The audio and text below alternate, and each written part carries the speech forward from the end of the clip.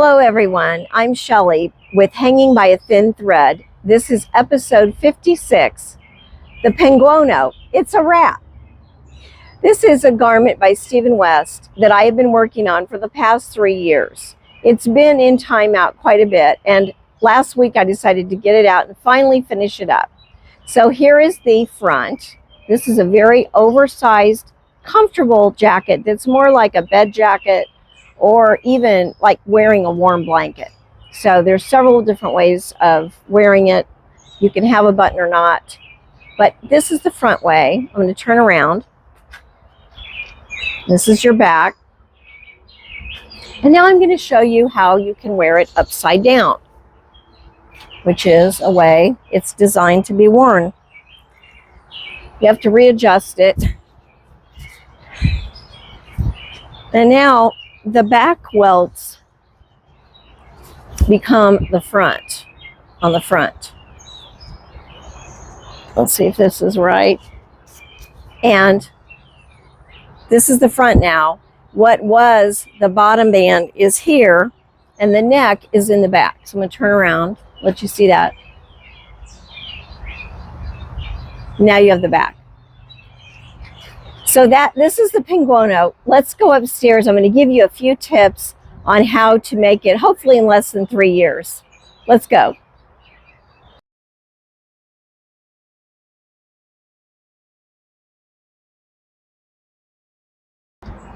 So now we're up on the deck, and we're going to go over a few of the details as promised. I have, for the sake of convenience, I have Millie, my mannequin, wearing the pink marmalade Penguono.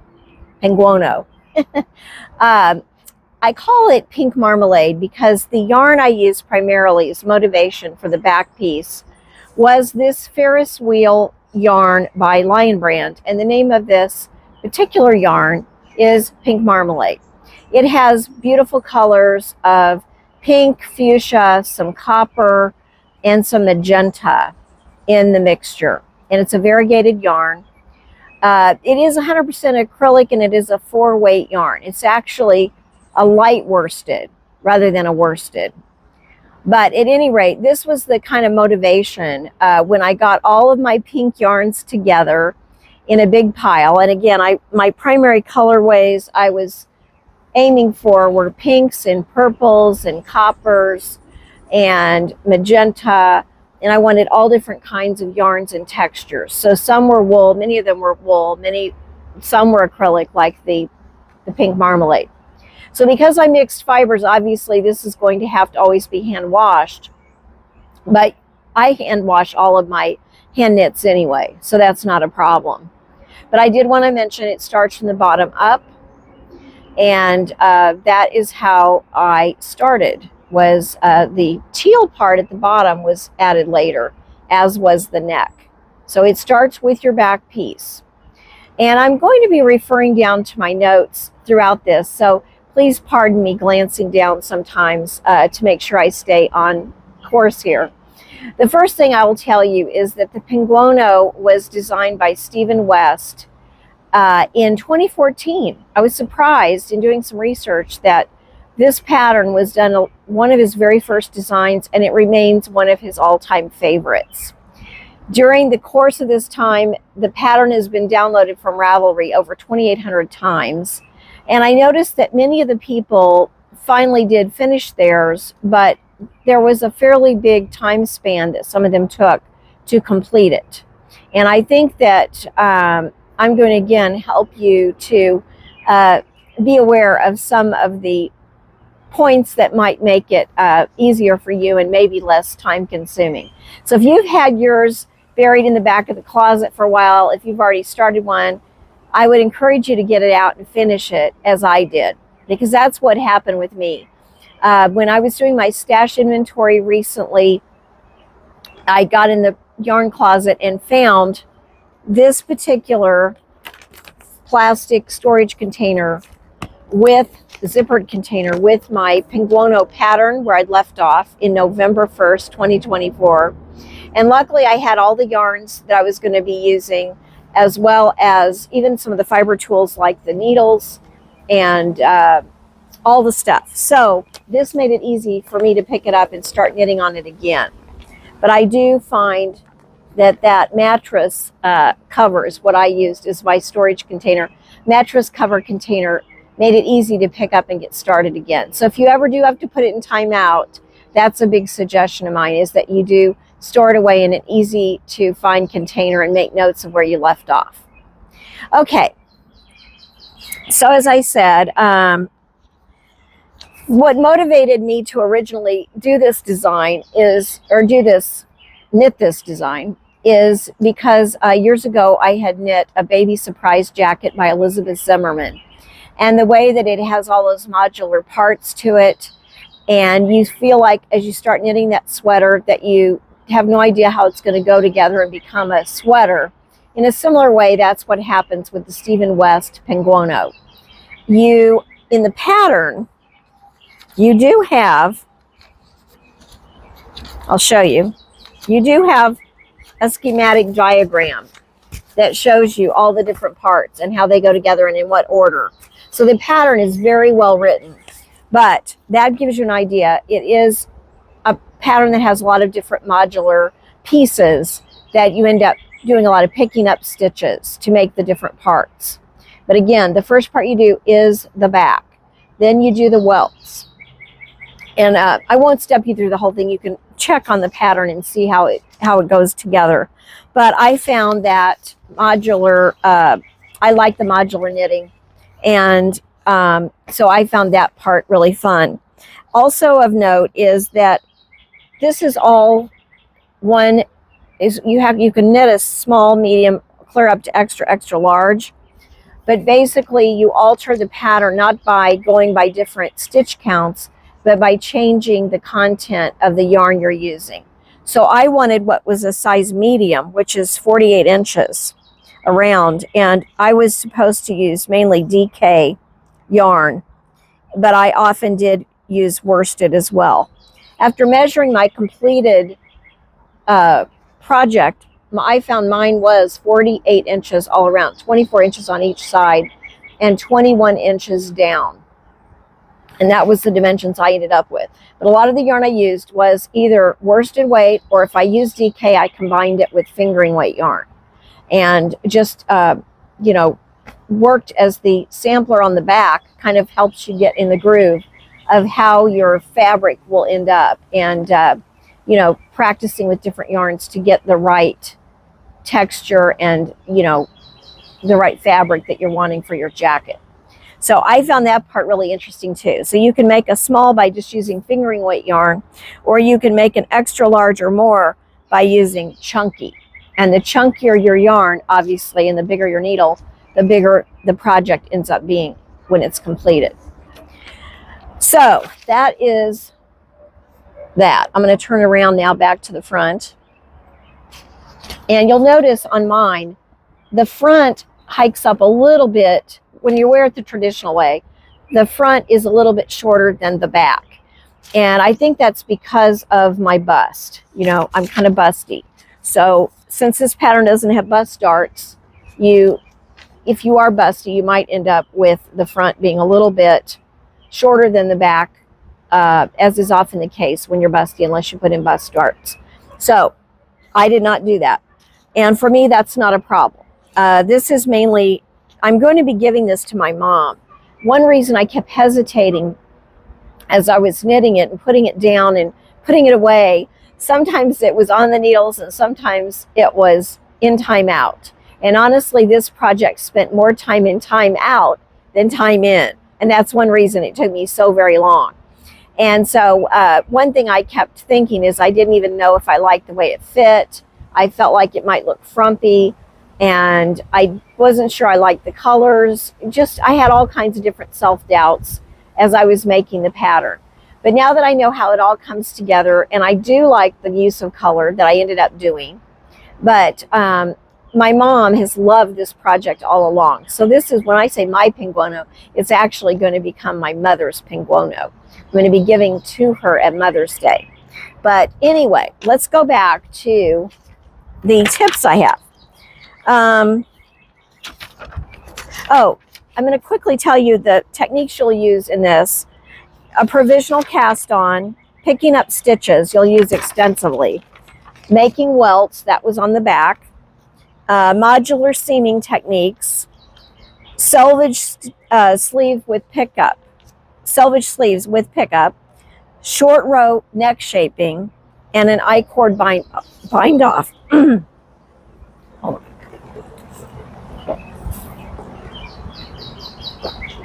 And an I-cord bind off. That's the green I chose to put around the edging. Now, the first thing, so those are the things you learn. The I-cord bind off. Considerations that you might want to keep in mind. As this sweater grows, it becomes kind of bulky and heavy. It becomes hard to cart around. So you do want to have a big project bag by the end so that you can carry this around. It is a kind of project you could take to your local knitting group and sit and knit on because it's fairly mindless, but it does get bulky. So some people might even want to, like the sleeves, if they get in the way, you might want to put them, you know, in another bag or something to keep it all together. It does get bulky. These are decisions you need to make, I think, as you, either at the beginning of the project or throughout the project. These are things to keep in mind. Are you going to have, like I did, the collar and the bottom band and the sleeve edging? Are you going to have all those in the same color as a kind of unifying effect, or are you going to have them different? I chose to have, for example, this lime green edging as a big contrast because I thought it just added that pop, since I had so many crazy colors in this jacket. And in the back, it kind of helped tie together the welts and the side there to have the lime edging. For this, since it's such dramatic colors involved in this jacket, I decided to make each one different and to have the dramatic green edging. That was just a choice I made as the knitter. But one thing I want to point out is that when I wore it upside down, that when you do that, your welts are going to show a lot more, as well as your side piece here. Those are going to show a lot more if you wear it upside down. And so if you like the effect of the welts and the side piece, remember in that case, then this blue on the bottom is going, and the edging is going to all be up on in the front. So you also need to decide if you're going to do, oh, here we go. If you want to have brioche on the bottom, there's two options for the bottom band. You can either have brioche or you can have a plain garter stitch. I chose the plain garter stitch just for simplicity's sake. And mine wasn't very, I didn't make that bottom border very long, and I'll tell you why. Because I'm very short-waisted, and so is my mother. And so if I were to make the button band longer, then the sweater would be even longer, and it's already at my hip level. So I felt like I didn't want it to be any longer. But if you are a tall person, or if your sweater fits differently, you may want to make a wider bottom band. That is up to you. You might also want to do some striping or other colors in that bottom band. Again, you might want to use brioche. But those are decisions you make as the knitter. It's a knitter's choice. Just remember that, you know, you might want to try on the jacket as you go. And the way that you can try it on most easily without losing stitches is to use one of these cable, the sweater cable things that you can use to hold stitches. It can act as a lifeline, and it can also allow you to try on the jacket as you go, because that way you can decide, where do I want that bottom band to fall? How far down do I want it? And so I really highly suggest that you use or have on hand both stitch markers and the cording to help you put the stitches on hold. You also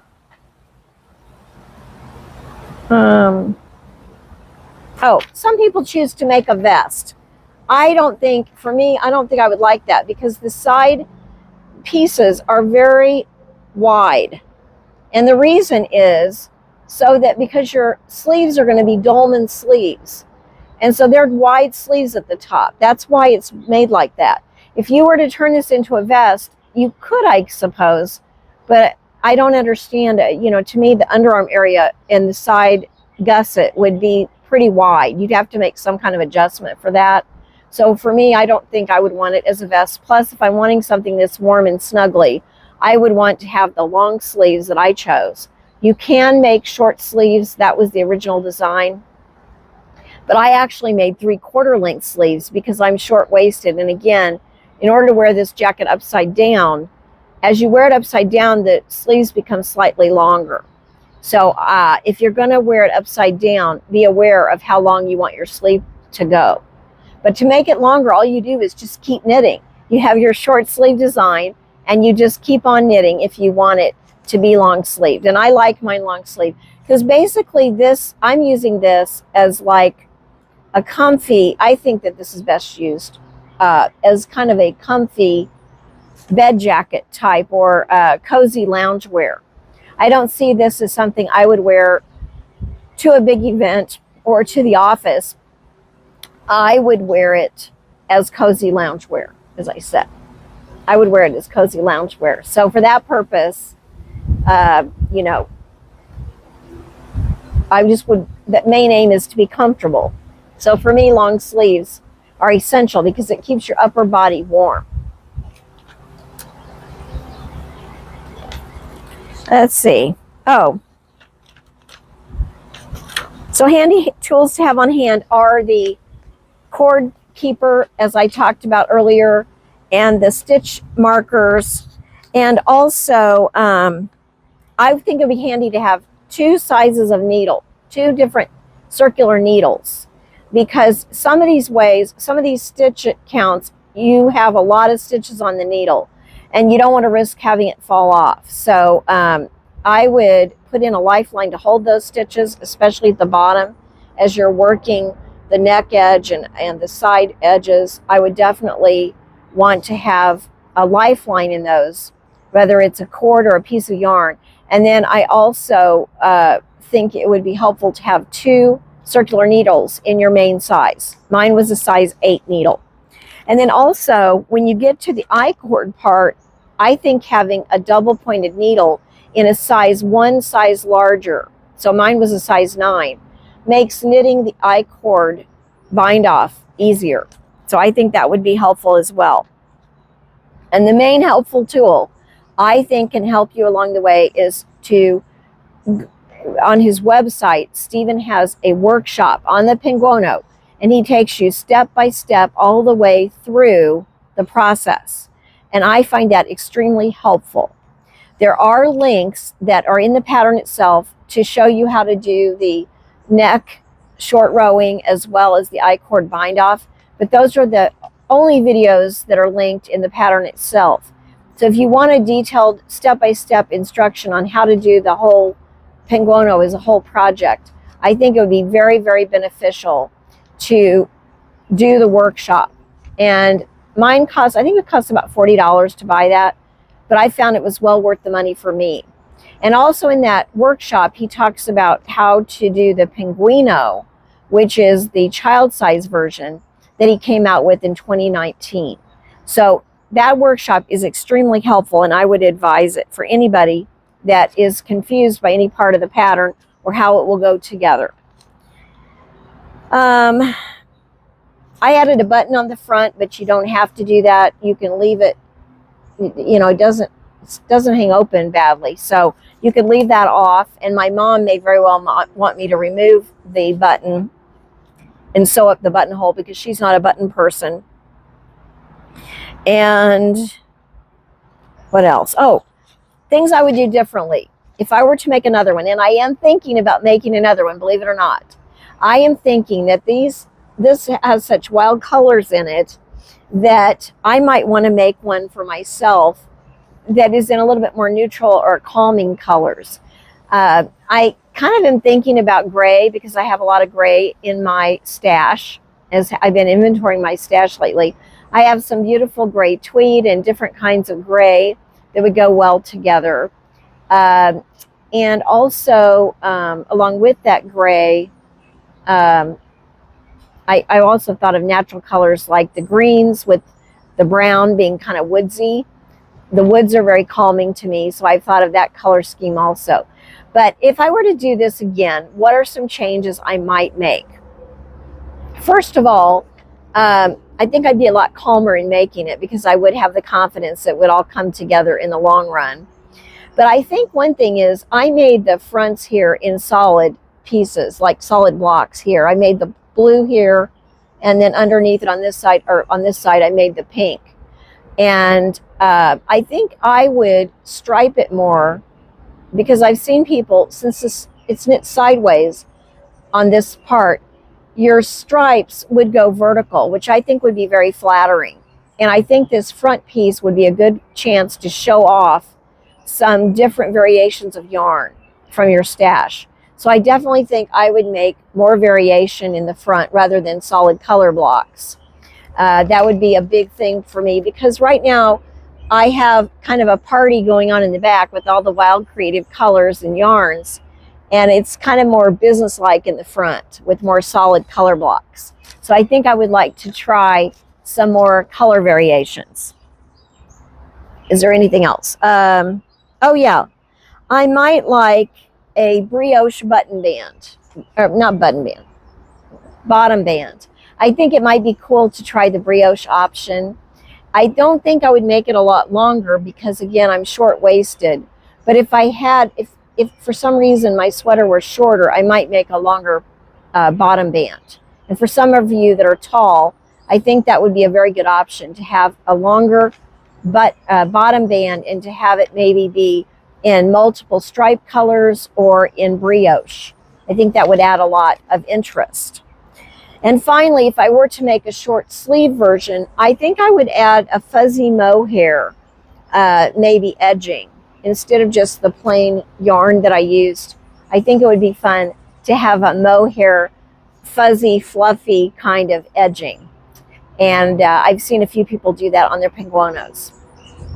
That's all I have for now. I'm very happy with this project, how it turned out. And I hope you enjoyed watching my version of the Penguono. It's a wrap. Normally in the podcasts, if you ever want to join me on any others, I normally talk about my works in progress, my finished objects, and sometimes books I'm reading and other things. But in this one, I think the focus was appropriately on the Penguono. Hopefully you found it helpful. Let me know if you've made a Penguono or if you want to make one, and any comments about it. I would appreciate it. Until next time, as I always say, love what you're making and wear what you make. Goodbye, everybody.